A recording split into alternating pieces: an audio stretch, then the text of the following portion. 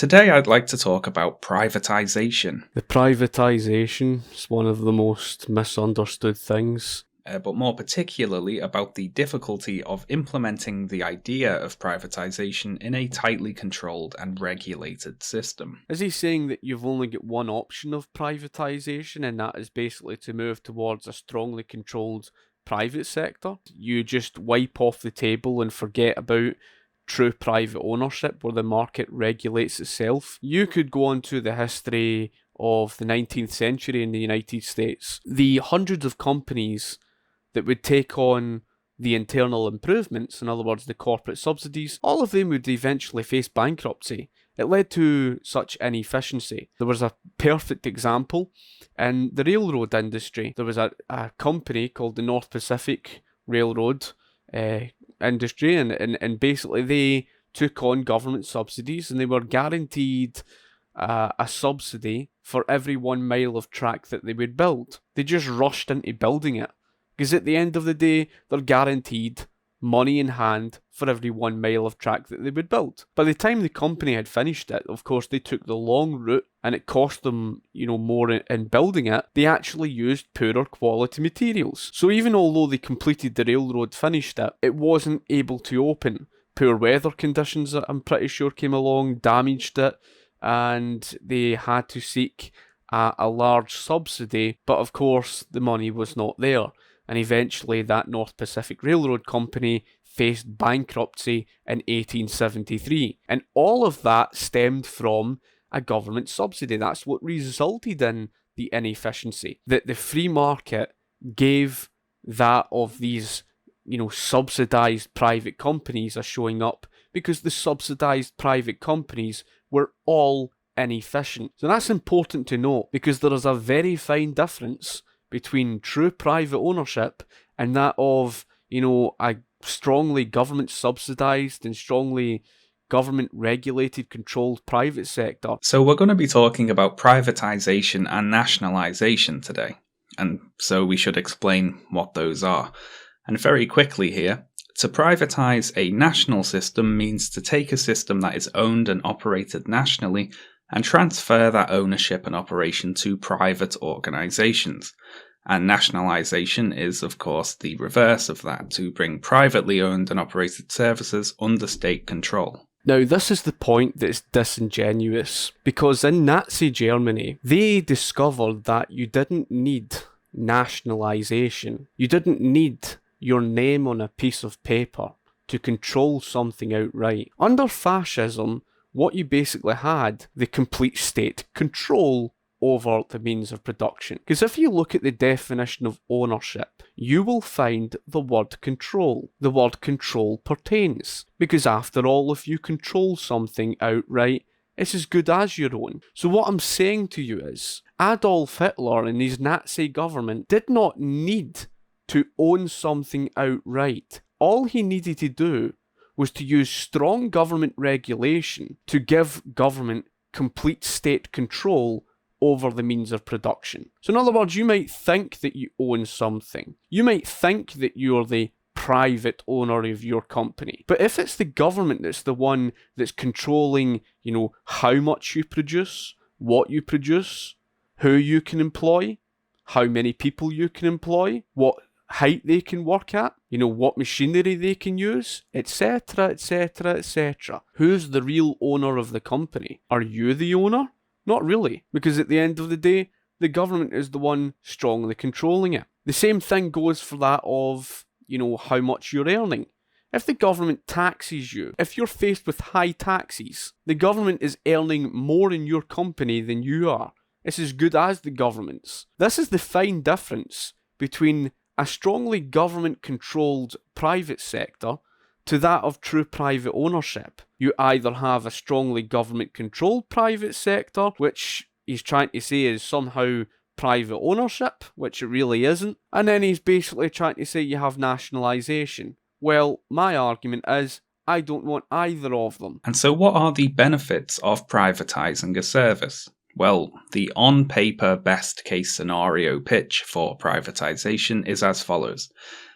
Nationalised services are bloated and slow. The lack of competition means that there's no direct incentive to cut costs or deliver better services, since they have a monopoly. So the problem here with this argument on the nationalisation is the fact that the government doesn't have to work for your own money. So in other words, it takes your money from the private sector and it spends your money. It didn't have to work for it. So in other words, government can be very reckless with your money, very wasteful. Compare BP that paid for its own damages to that of the state-owned oil company in Mexico that caused a massive spill in the Gulf of Mexico. The state did not pay for its own damages. The second issue is the question on funding. Where are you going to get the money from? Because the public sector does not generate enough to pay tax money. In other words, since the public sector does not pay taxation, it pays what you call a rebate. So it's the private sector that's basically funding the public sector. And if you're not going to get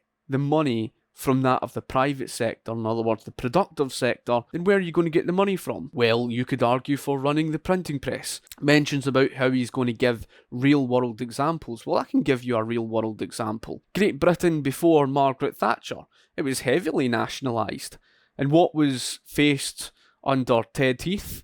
With the high inflationary problem, what did he try to do in order to try and fix that problem? Well, he tried the usual socialist nonsense. He tried to fix the prices below market value, and it created a price shortage problem. And instead of actually acknowledging the fact that it was the price ceiling that caused the problem with the shortage at the pump in 1974, they tried to blame it on the East. It's classic socialism. Part of the nationalisation, it entails price controls. Right? It's inevitable. What does government know about prices? It doesn't. You require consumers to drive market prices in order for you to run something efficiently. You are faced with the economic calculation problem.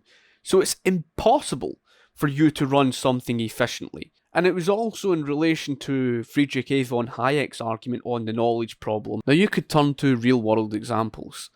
Take, for example, Cuba with the outdated cars. It wasn't a fashion statement. They had the outdated cars because if you don't have the information of profits and losses, if you don't have the information of prices, there's no way to technologically improve because the information is not there. It's the same thing with British Rail under nationalisation. It's all to do with the central planning problem. It's socialism. It doesn't work. It's inefficient. Privatised services, on the other hand, have a need to compete, and therefore will offer the best service they can at the best price they can in order to maintain their share of the market.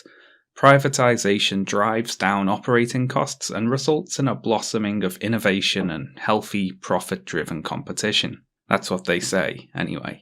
This ideal runs into not insignificant problems when being brought into reality, however. He's saying that you either have nationalisation or, of course, a strongly government-regulated private sector. In other words, what he's basically done is he's completely wiped off the table as if it doesn't even exist. A private sector left be to the free market to freely regulate itself. The second problem with his argument, he seems to think that if you privatise something, and he was going on about the real world, I suppose if you completely ignore the fact that you've narrowed things down to a question of strong government regulation of the private sector and nationalisation, then of course you're going to have that view. How you can tell the person doesn't understand economics, what on earth has private ownership got to do with that of prices? It's to do with the laws of supply and demand. What's that got to do with the fact that you privatise something? In other words, yes,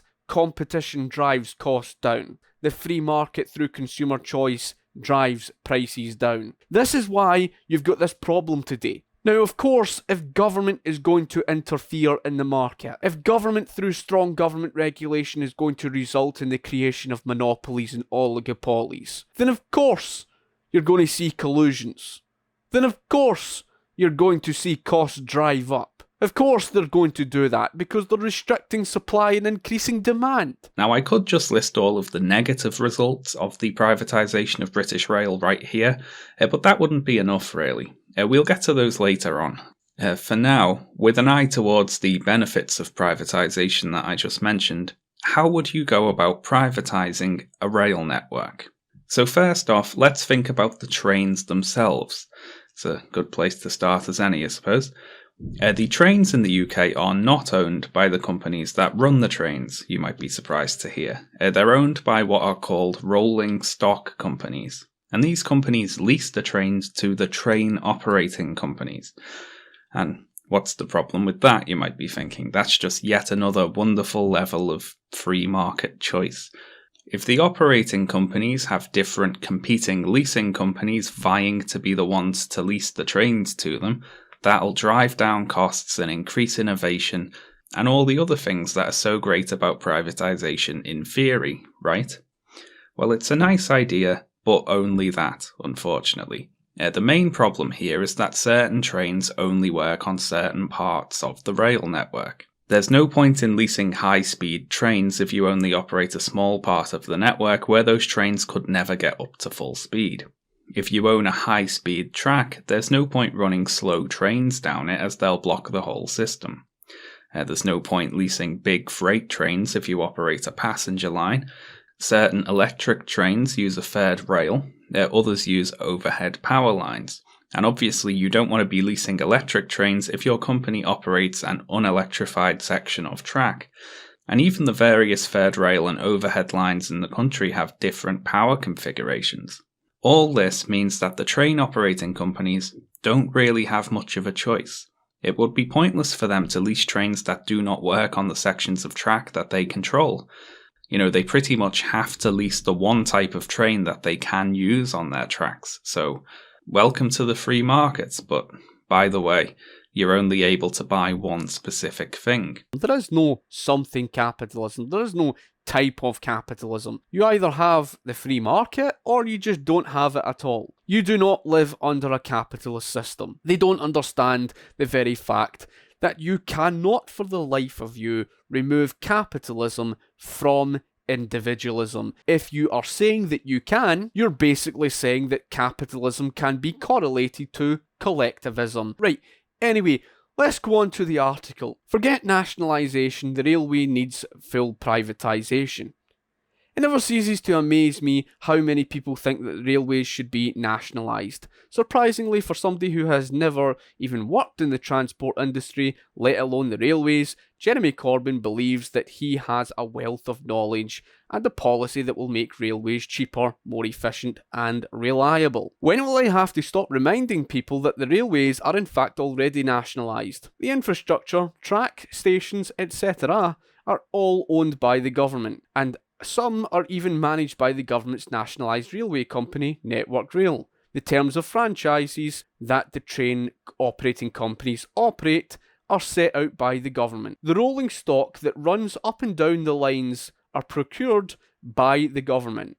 Around 40% of railway fares, including season tickets, anytime and off-peak tickets, are regulated, and so the government is in control of how much they cost. The government is also responsible for all capital spending on the railway, as well as the maintenance of the track, and all the signalling related to the day-to-day operation of trains is operated by Network Rail. Perhaps next time you hear that there are delays due to signalling problems, don't blame the train operating company, blame our state-run railway. As I explained earlier, he has a strongly controlled private sector. That isn't true private ownership, and it most certainly is not the same thing. Just like in the 19th century when you compare all the hundreds of companies that coincidentally all went bankrupt when they took on government subsidies, isn't it such a coincidence that those like Cornelius Vanderbilt and James J. Hill,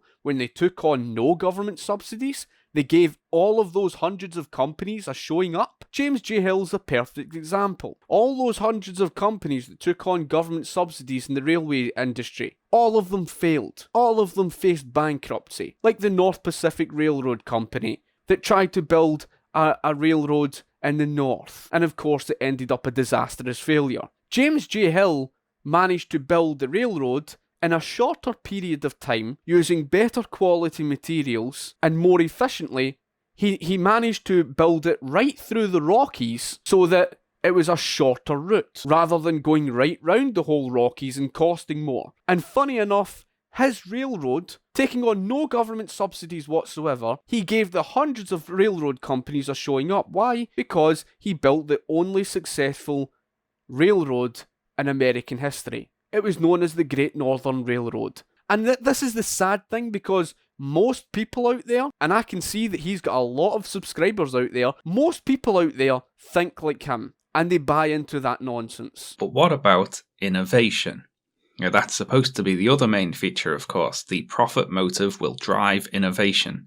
The private companies will take one look at all the inherent problems in running a privatized rail network, and they'll just innovate their way around it. You know, these Randian supermen will find whole new ways to operate rail lines, ways impossible to think of in a sluggish, lazy, nationalized system. Now, the big problem here, if you can call it a problem, is regulation. The rail network is very heavily regulated. The railway rulebook is thick with mandates and controls, and for a very good reason. Without them, lots of people die. Dear God, folk. Honestly, I've been through this so many times. This is it in a nutshell. People like this do not understand American history, how businesses operate, with, of course, reputation, and how competition would improve safety in the workplace. In American history, the Occupation for Health and Safety Administration, a government regulatory body, the OHSA, they didn't come about until the 1970s. Throughout the 19th century, all the way up to the 1970s. How does he then explain how the death toll in the American workplace dramatically decreased all the way up until the 1970s? Same goes for workplace injuries.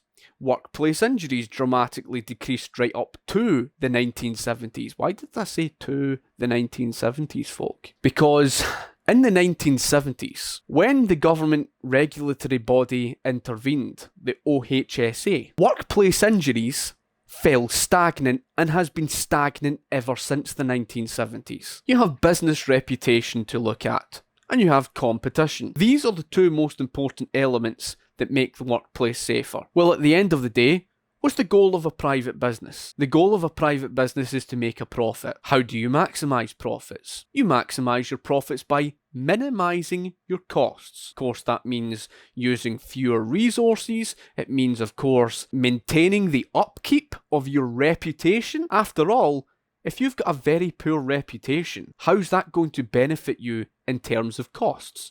It's not. How do we know that for a fact? If you damage your reputation, let's say for argument's sake in this scenario, you've got a very poor reputation as a business. You've got a reputation for having a very dangerous workplace. The truth of the matter is, in order for you to employ future employees, you're going to need to entice those employees to come and work for you. You can't get away with paying out cheap labour in order to work for dangerous jobs in your company.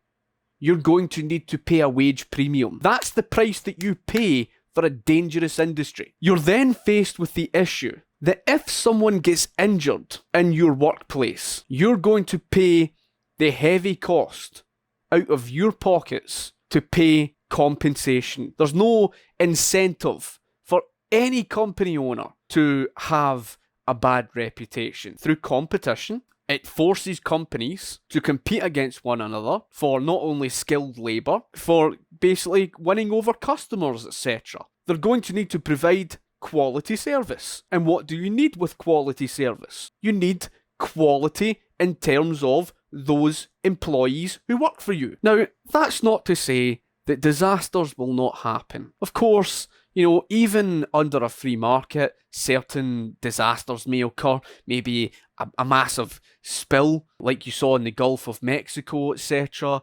Accidents happen. And we do understand nothing's perfect in this world. It's a bit like saying strong government regulation will protect us and so will nationalisation. Well, that was rather quite interesting. Because just like I said about the state-owned oil company of Mexico, it caused a massive spill in the Gulf of Mexico. And it just so happened to be that BP was a company that was over-regulated by the state. Judging by that logic, then surely that would have prevented the oil spill. That's the point that I'm getting at. It's an erroneous argument to say that it's because of government regulation that protected us all and made us all safer. I'm not saying that certain safety regulations aren't important, and I'm not saying that there aren't a reason for some of them.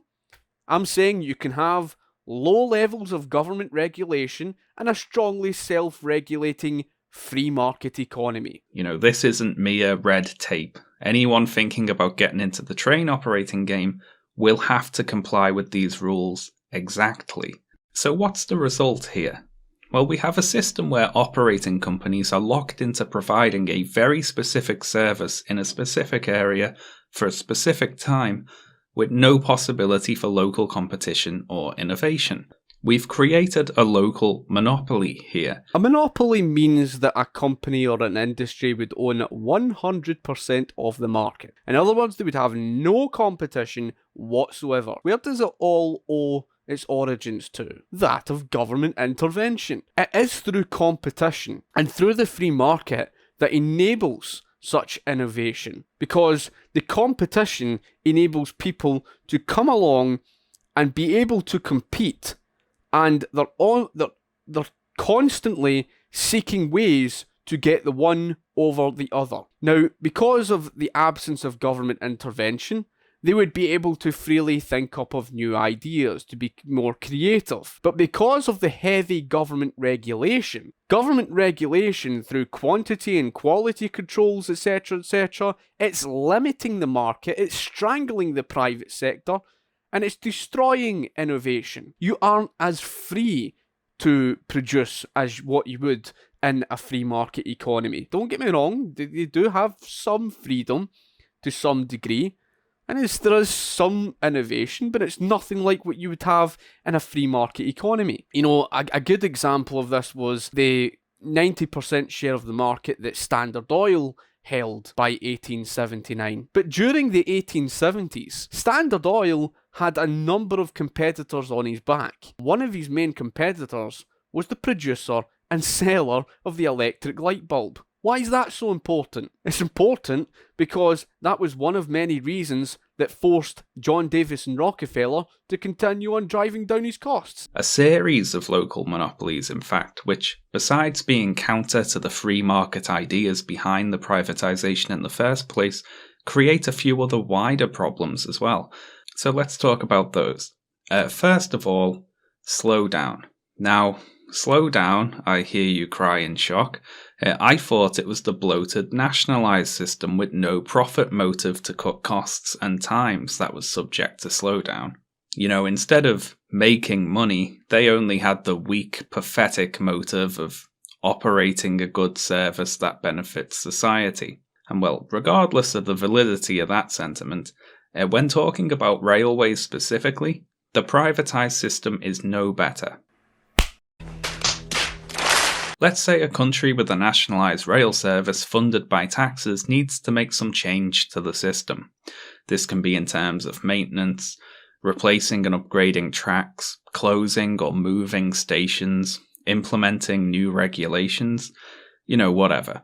Now, since the system is controlled by the government, they can relatively simply just go ahead and make the changes. Government through nationalisation will control the prices.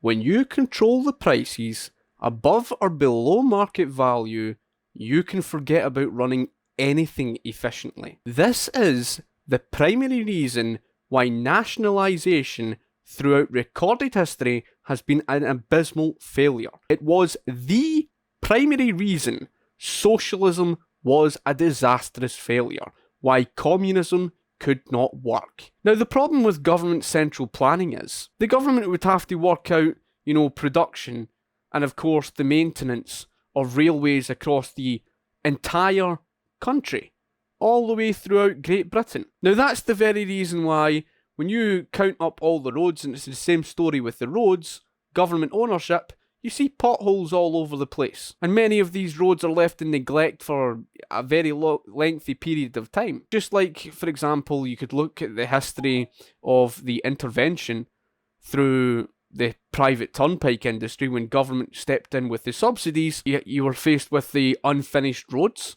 Government ended up building roads through people's own private farmland without their consent, and it led to eventual bankruptcy because of the inefficiency. Free market with the private turnpike industry, where roads were finished, roads met the demands of the consumers, things were more efficient, there was no bankruptcy, roads were completed. Well, it's no different to that of what you have with a free market system, with that of railways. Railways would be built to meet the consumer. In a privatised system, however, making changes is much more complex.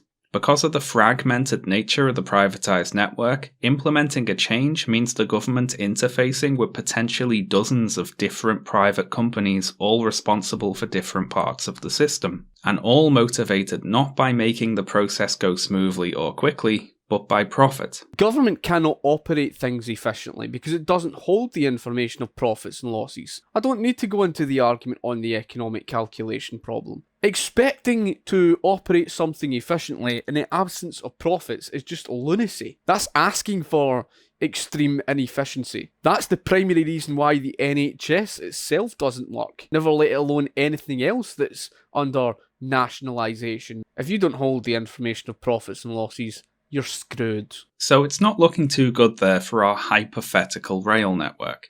But let's turn now to our real-world example, British Rail.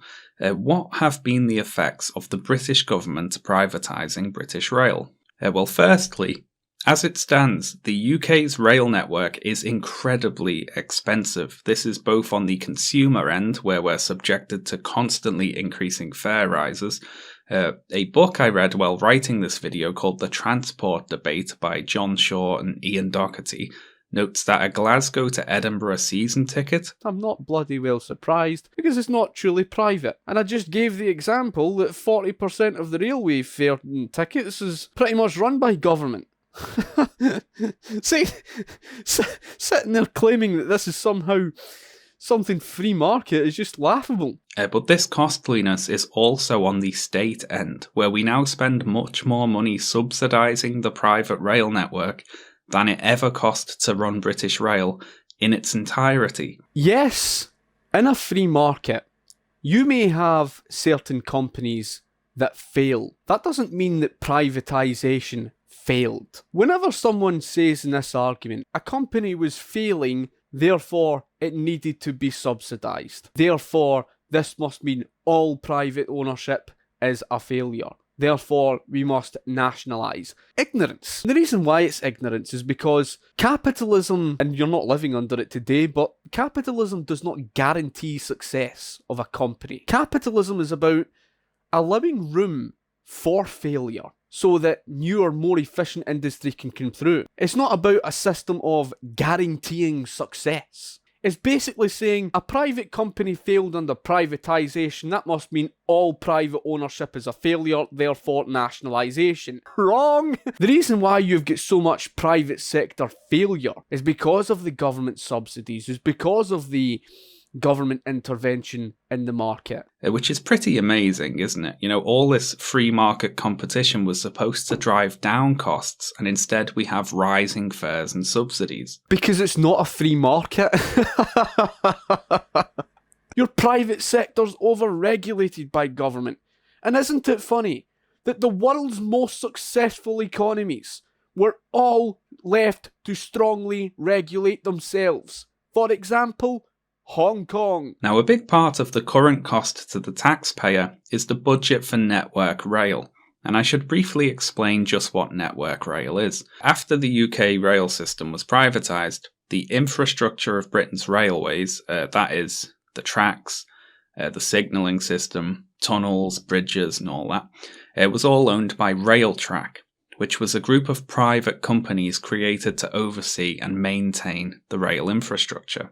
I'm talking about Railtrack in the past tense here because, to make a long story short, they were rubbish at their jobs and they kept crashing the trains. Maintaining a rail network is a difficult and expensive undertaking, and Railtrack failed spectacularly. You're looking at examples under corporatism, under a corporatist system. After Margaret Thatcher, you're basically saying, oh well, look at the failure of all of this in the operations, and because of, a few examples of what you've given, then that must mean all private ownership is an absolute disastrous failure. But the problem was, there was no free market. Now, Network Rail is a nationalised company owned by the government, responsible for doing all the jobs that Railtrack was rubbish at.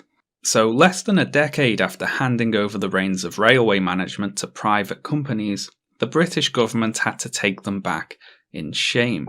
The British taxpayer now pays through government subsidies to maintain the system on which the private companies run overpriced trains, all for their own profit. It's a pretty good swindle they have going on, to be honest. And perhaps the most shameful aspect to all this is that several of these companies running overpriced British trains in the UK are foreign state-owned train companies. For example, the trains that I regularly take from the station near my house are ran by Merseyrail, which is a company owned by Dutch state-owned rail transport company Nederlandse Spoorwegen. Yikes, I butchered that. Elsewhere, Arriva trains are owned by German Deutsche Bahn. The French own a large part of Southern Rail.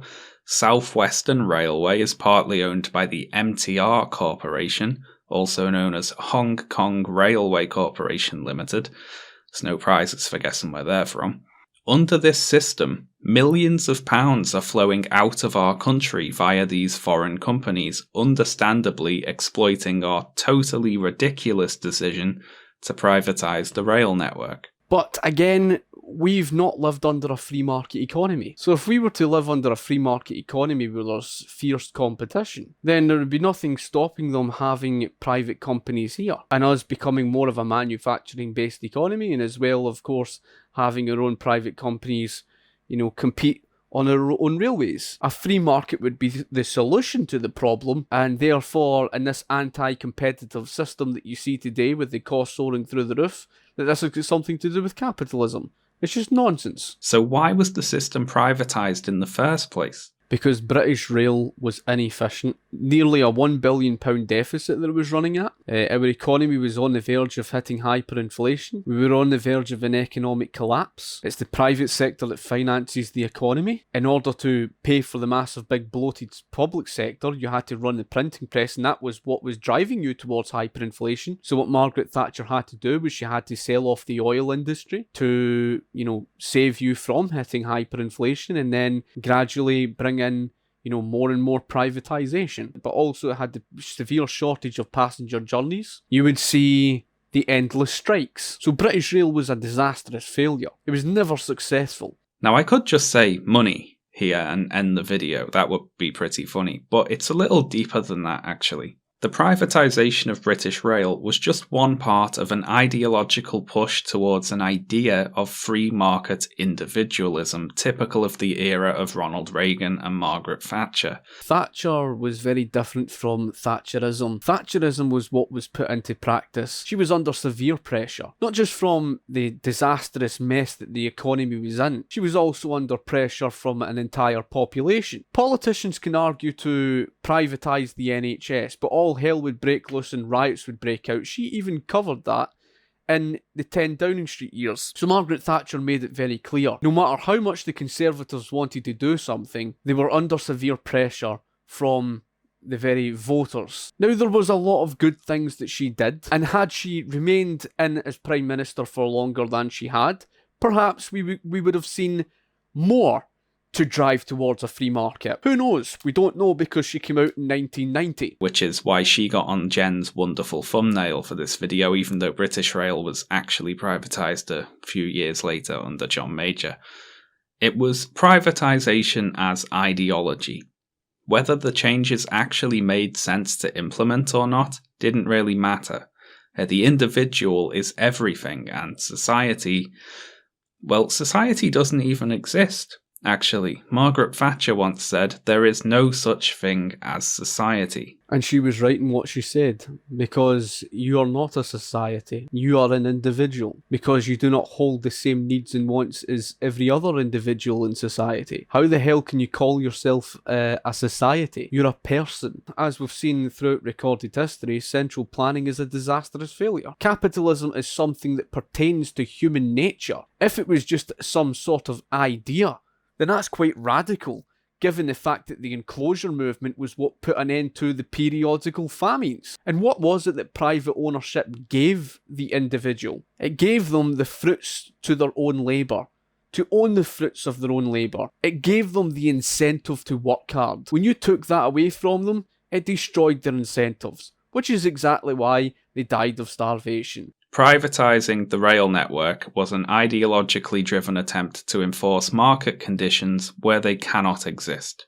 I'm hesitant to lay the blame at any one individual's feet, however, though there is a lot of blame to go around, The Conservatives deserve blame for actually, doing it. New Labour deserve blame for not undoing it. The rolling stock and train operating companies deserve their share of the blame as well. It's because of the fact that she was right. And then you're trying to say that the strongly controlled private sector is the free market.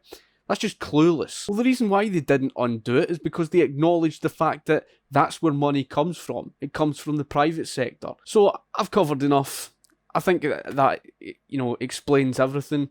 And if you've got any questions, feel free to ask in the comments section below. I'll be sure to get back to you. Thank you for watching. I shall talk to you later. Cheers.